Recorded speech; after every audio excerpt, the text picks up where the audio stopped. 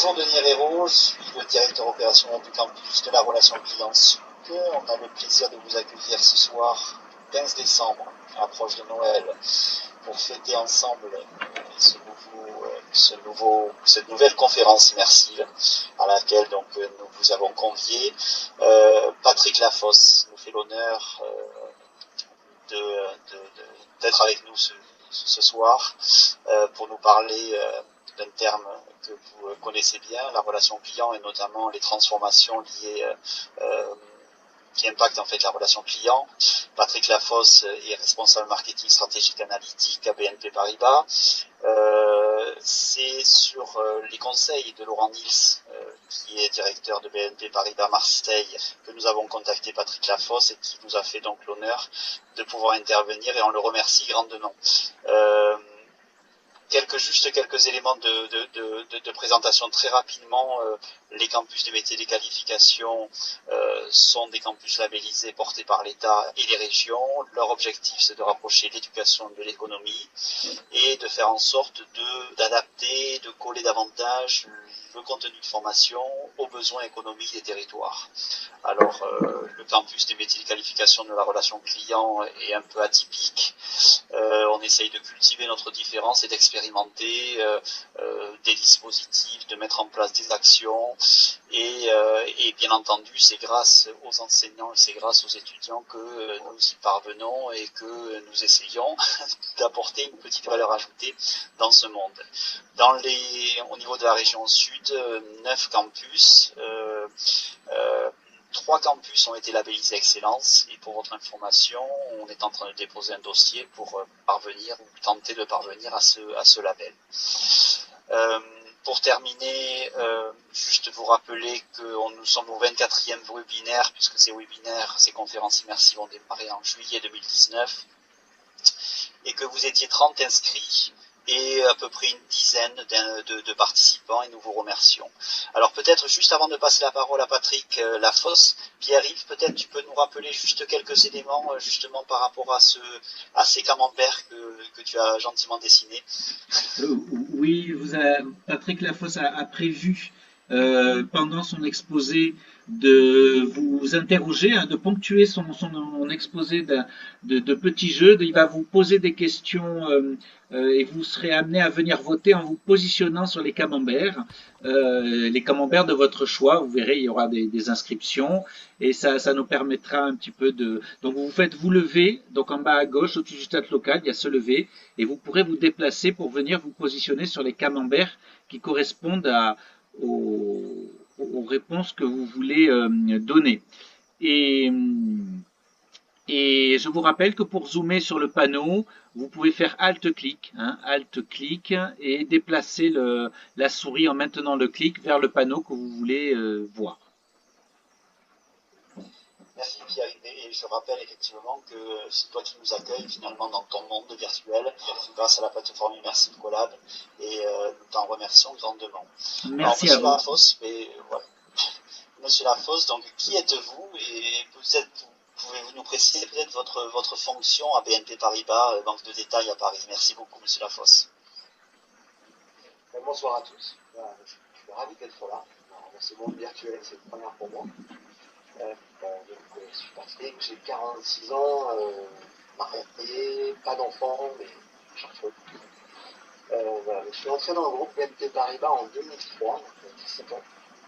J'ai passé 15 ans chez la filiale Crédit à la consommation, BNP Paribas Personal Finance, je suis connu sous la marque CTM en France.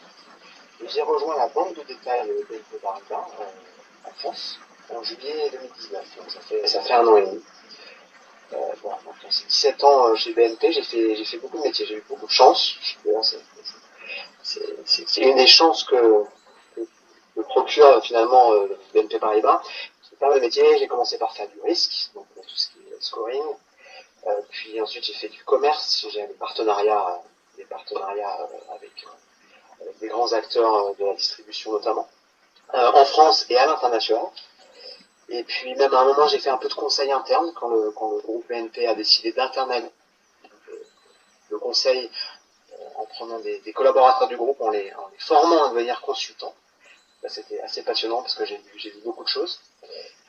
Voilà. Et puis maintenant, je fais du marketing. Alors, du marketing quand même assez technique, puisque je suis donc en responsable du marketing stratégique et analytique à la Banque de détail en France. Et ça comprend en fait les équipes qui font les plans marketing, qui réalisent, mettent en œuvre les campagnes commerciales aussi, donc toutes les campagnes de sollicitation client. J'ai aussi des études et des enquêtes clients, des équipes de modèles statistiques. Donc là, c'est des statisticiens qui construisent des modèles, des scores d'appétence par exemple. Et puis, une équipe aussi qui s'occupe de toute l'analyse de performance finalement de tout ce dispositif marketing que l'on a. Voilà, donc mes équipes, c'est plutôt, mes collaborateurs, c'est plutôt des gens de data, principalement. 90% de l'équipe, ce sont des profils data, des data analystes, des data scientists, statisticiens. Voilà, mais au service du marketing. Voilà, donc aujourd'hui, je vais vous parler des évolutions finalement du métier de banquier. Parce que comme dans beaucoup de secteurs, le secteur bancaire est en mutation. Là, je pense que ce que vous voyez aussi en tant que client, c'est un marché qui est plutôt mature, puisque quasiment tout le monde a au moins un compte bancaire, avec des contraintes réglementaires qui sont très importantes, et du coup qui nécessitent pas mal d'investissements de la part des banques. Voilà, et puis dans un contexte qui est effectivement très bas, donc les taux sont très bas, donc ça c'est très positif pour les clients, mais c'est vrai que ça met de la pression aussi sur les acteurs bancaires. Voilà. Et puis alors en plus c'est un marché qui est devenu très compétitif, parce qu'il y a bien sûr les banques historiques qui sont encore largement leaders en marché, mais il y a aussi l'arrivée de nombreux nouveaux acteurs. Il y a des néobanques, 26, Revolut, il y a ce qu'on appelle les fintech, et puis même les gros mastodontes technologiques comme Apple ou Google ont lancé des services de paiement. Donc il y a Apple Pay, il y a Google Pay. Voilà, donc la plupart de ces nouveaux acteurs d'ailleurs, ils arrivent sur le marché avec un service bien spécifique. Donc c'est pas des banques au sens large du terme avec toute la gamme de produits bancaires. Ils arrivent avec un service digital et très facile à utiliser pour les. Donc voilà. On se retrouve en compétition avec une multitude d'acteurs, et parfois seulement sur un service particulier. Donc bon, alors l'enjeu aujourd'hui, c'est ce que je voulais partager avec vous, c'est que finalement pour un acteur traditionnel comme BNP, il n'y a pas beaucoup d'options possibles. Il faut prendre la vague technologique, mais il ne faut pas non plus perdre notre force et notre ADN qui est le conseil et la proximité de notre réseau d'agences et de conseillers avec les clients. Donc c'est vraiment ça l'enjeu aujourd'hui, c'est à la fois de devenir une boîte technologique et puis de garder finalement ce qui fait notre force depuis l'origine de l'entreprise. Ouais, et puis vous verrez aussi, je vais juste. Oui, allez-y. Ouais. Non, c'est que ça nous demande aussi de travailler différemment. C'est-à-dire que historiquement, les banques, les acteurs bancaires avaient tendance à développer les services eux-mêmes. Et finalement, aujourd'hui, pour aller vite, parce qu'il y a vite de nouveaux entrants, quand même vite avec de nouveaux services, il faut qu'on collabore avec eux. Et c'est ce que je vais vous illustrer tout à l'heure. Voilà, monsieur Herrero, vous vouliez me dire quelque chose? Voilà. Donc voilà, bon, ça c'est l'agenda du jour. Donc je vais très vite vous dire où je me situe dans le grand groupe de BNP Paribas, et puis après vous parler du digital, comment nos clients finalement utilisent le digital, comment nous on propose des parcours clients qui sont omnicanaux, c'est-à-dire qui allient de l'expertise humaine. Vous parlez de comment notre marketing est lui aussi devenu plus digital, comment on collabore avec des fintech, et puis enfin vous dire de quelles expertises on a besoin aujourd'hui. Donc ça c'est le groupe BNP Paribas. Alors vous voyez bien le slide là, parce que moi je le vois tout petit sur mon écran, mais j'espère que vous le voyez bien. Donc le groupe BNP c'est 200 000 collaborateurs dans le monde, c'est le premier groupe bancaire européen. Bon, c'est un groupe qui a l'avantage d'être très diversifié, c'est-à-dire qu'on adresse toutes les clientèles, que ce soit les clients particuliers, les professionnels, les entreprises, tous les métiers aussi. Donc il y a la banque traditionnelle qui regroupe toutes les activités de crédit, d'assurance, d'épargne et de ce qu'on appelle de banque au quotidien. Mais on a aussi des activités de location. Voilà, on est un groupe très très diversifié, présent dans 71 pays. Donc moi, dans ce grand ensemble, je suis dans la banque de détail en France, que j'ai entourée en rouge, qui est bien sûr le métier historique du groupe.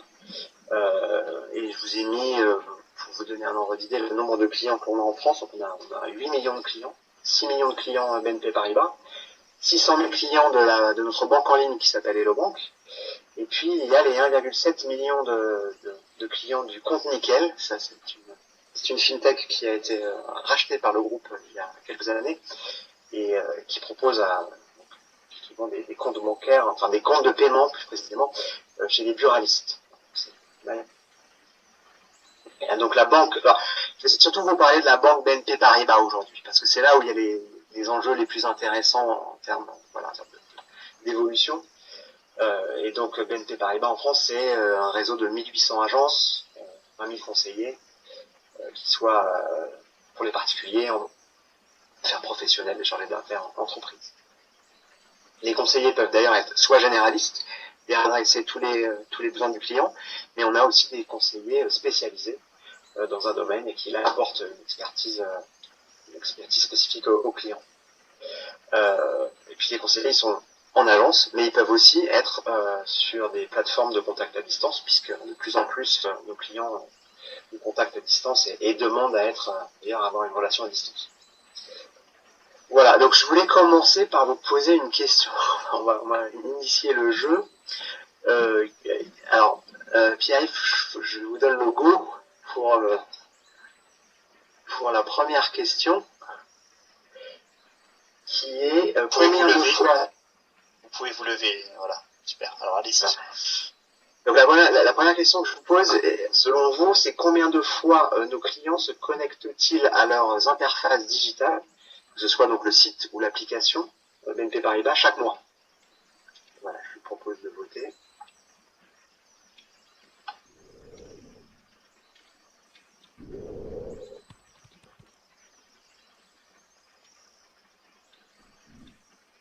Ah, c'est bien, on a une personne par camembert.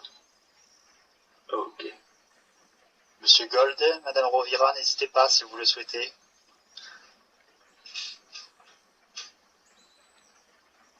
Hop. Sinon, on va continuer. Allez-y, Monsieur Lafosse. Eh bien oui, c'est 15 fois. Alors en fait, c'est vrai que les deux personnes qui se sont mises sur la tranche 15-20 sont une vraie. Alors je voulais... attendez, parce que là il faut que je tourne sur la présentation.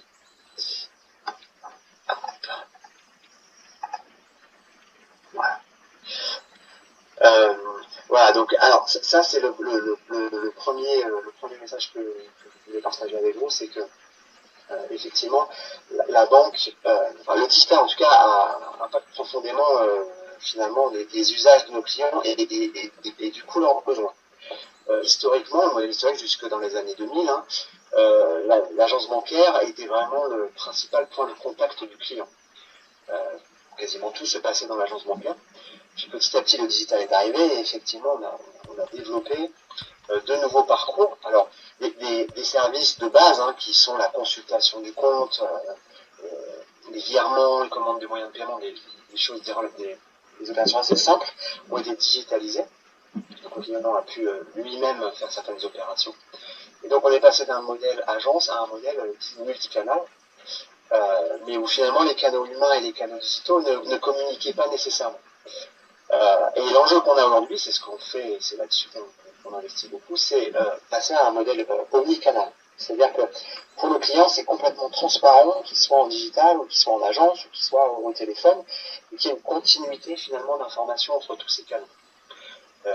Et donc, une banque historique comme nous, avec un système informatique ancien, et ça veut dire que derrière, il faut qu'on connecte finalement toutes les interactions clients.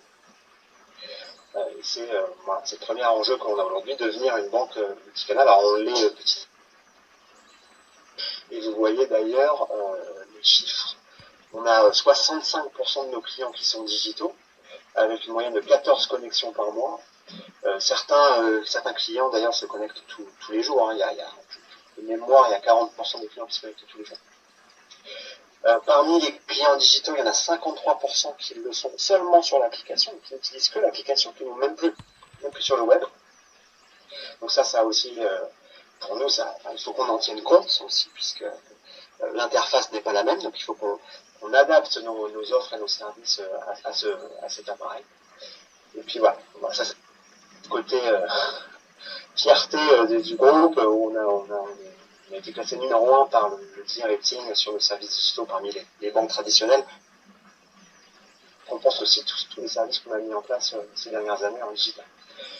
Mais le conseil client, lui, est toujours très important, notamment dans les grands moments de vie, quand un client achète son logement, ou voilà, quand il a des besoins plus complexes, bien évidemment, il a besoin d'un conseil beaucoup plus spécifique. C'est que le digital n'y répond pas aujourd'hui. C'est d'ailleurs pour ça que les nouveaux entrants ne vont pas sur ces domaines-là, mais vont pas sur de l'épargne ou sur des crédits plus complexes. Donc, bien évidemment, ce réseau est toujours très très important dans le dispositif et fait tout à l'heure. Alors, ensuite, il y a une deuxième question, deuxième jeu. Pierre-Yves.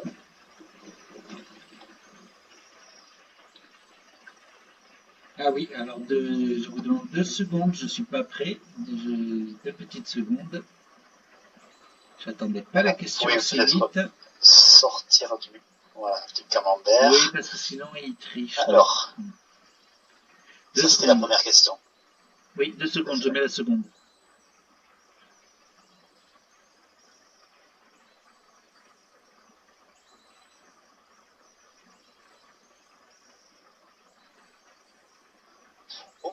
En attendant, peut-être, Monsieur Lafosse, pour quel type de connexion, en fait, vous savez un peu plus précisément, c'est-à-dire 25 connexions par jour, c'est pourquoi? Ça a été haché. J'ai pas entendu votre réponse parce qu'en fait, je vous entends haché, Monsieur Hérault. Je disais, est-ce que vous savez pour quel type de connexion finalement, quelles opérations? Oui. Alors, dans l'immense majorité, c'est pour ce qu'on appelle de la banque au quotidien. Donc, c'est pour consulter les comptes. C'est pour faire c'est pour éventuellement prendre rendez-vous avec le conseiller. Mais c'est ce que j'allais vous montrer justement sur le slide d'après. Très bien. Je réponds à votre question juste après. Mais enfin, donc ma question là, c'est de se dire comment le digital aide finalement les conseillers à vendre. Et donc je vous pose la question, quelle est la part de nos contrats, quels qu'ils soient d'ailleurs, de crédit, d'assurance, qui sont signés électroniquement aujourd'hui. C'est-à-dire qu'ils sont complets digital et on n'imprime plus de contrat, le client signe en digital. Allez-y.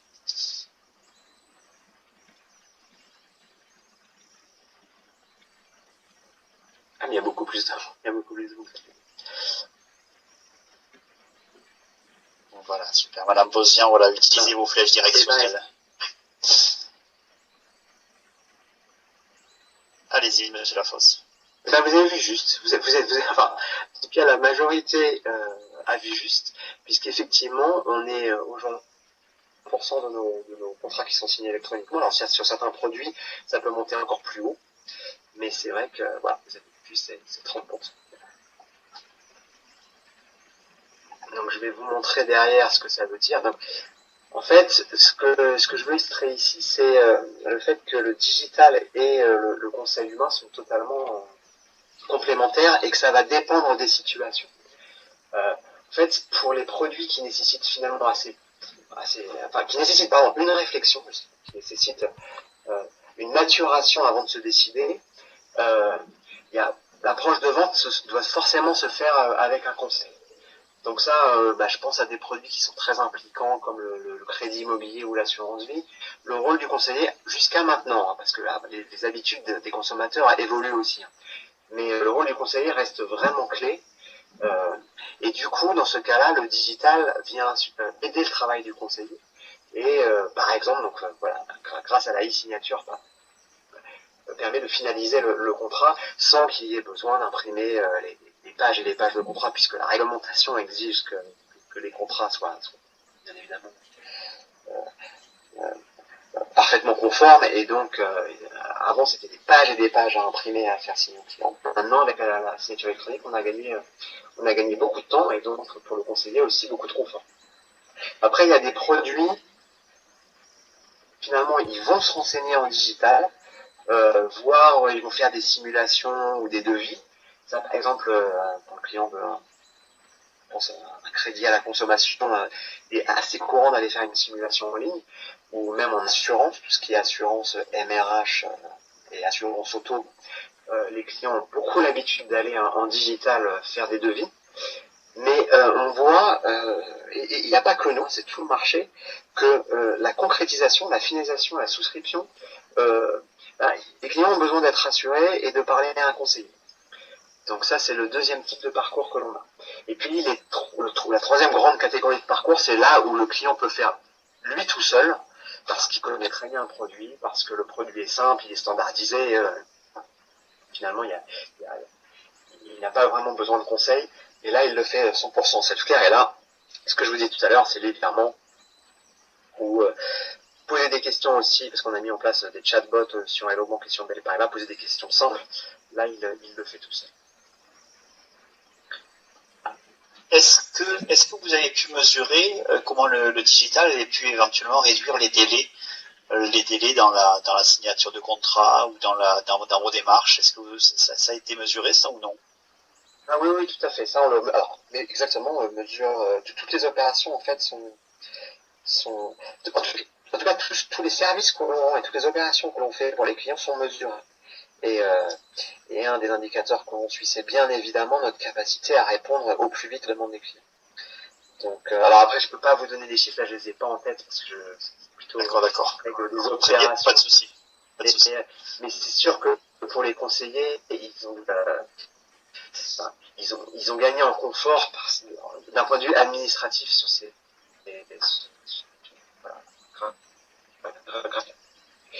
Puis alors après, je ne l'ai pas dit tout à l'heure, mais c'est quand même un élément important, c'est que cette année, on est quand même dans une situation sanitaire particulière, et c'est vrai que même les conseillers en agence ont dû développer le contact à distance, donc les rendez-vous par téléphone, et maintenant les rendez-vous par visio, ça s'est énormément développé. Et la signature électronique permet aussi de finaliser le contrat sans contact physique. Donc, si vous alliez la technologie visio plus la signature électronique, pour bien des produits, ça simplifie. Voilà, il y a un gain de temps très important pour les conseillers et pour les clients. Il y avait une question justement de Madame Leclerc sur est-ce que ces résultats sont valables pour l'ensemble des clients, que ce soit particuliers ou professionnels, ou vous avez quand même des distinctions entre ces deux types de publics? Bonne question. Là, je vous ai donné des chiffres du marché des particuliers. Mais sur le marché des professionnels, la signature électronique aussi a été déployée. Alors par contre, je n'ai pas en tête le chiffre pour les pros. Et très bien. Pour les pros, alors, mais vous avez raison, c'est une question assez passionnante parce que souvent les banques, pas que BNP Paribas, a développé des services pour les particuliers, en tout cas a digitalisé beaucoup pour les particuliers. Et c'est vrai que les professionnels, ça arrive, enfin souvent on va développer des services pour les professionnels après avoir développé des services pour les particuliers. Donc, mais bon, nos clients professionnels BNP Paribas ont aussi accès à un espace client qui leur est dédié, qui s'appelle Ma Banque Pro. Donc, le site client particulier, c'est Ma Banque tout court, et le professionnel, c'est Ma Banque Pro. Et sur Ma Banque Pro, ils retrouvent des services qui sont quand même très similaires à ceux des particuliers. Très bien. Nous vous laissons poursuivre et nous reviendrons sur des questions qui nous sont posées après, comme est-ce que c'est la mort, par exemple, des agences, mais on y viendra juste après. Continuez, monsieur Lafosse, merci. Alors là, il y a une troisième question, troisième QCM. Pierre-Yves, si vous pouvez. Oui, tout de suite, je fais ça tout de suite. Voilà la troisième question. Donc la troisième question, c'est sur les bannières, voilà, les bannières dynamiques, parce que ça c'est une fonctionnalité digitale qui est de plus en plus utilisée, alors qui est utilisée depuis très longtemps par la grande distribution, voilà, mais qui se développe de plus en plus dans le monde bancaire. On le voit chez nous, mais aussi chez nos concurrents. Et là, je voulais vous demander combien de bannières on affiche à nos clients chaque année. Enfin, bien évidemment, un client peut recevoir plusieurs bannières, puisque... Vous pouvez juste préciser ce que vous entendez par bannière dynamique? Ouais, alors une bannière, c'est un encart que l'on met sur le site, sur l'espace client, qui permet de proposer au client une solution, hein, un service, et qui est déclenché finalement par la connaissance qu'on peut avoir du besoin client, en fait. C'est-à-dire que plutôt que de faire de la sollicitation où on envoie à tout le monde nos offres commerciales du moment, grâce à cette technologie, donc grâce à ces bannières, vous voyez, ces petits encarts qu'il y a sur le site, on va pouvoir pousser à un client donné une offre que l'on pensera, en tout cas, et c'est bien tout l'enjeu de mes équipes aussi, que l'on pensera correspondre vraiment aux besoins du client.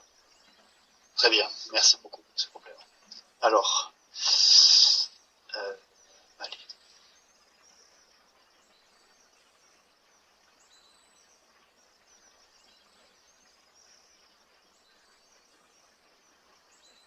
La réponse était voilà, ouais, la réponse, c'est effectivement entre 50 et 100 millions. On est autour de 80 millions de bannières chaque année. Donc, encore une fois, vous avez eu bon.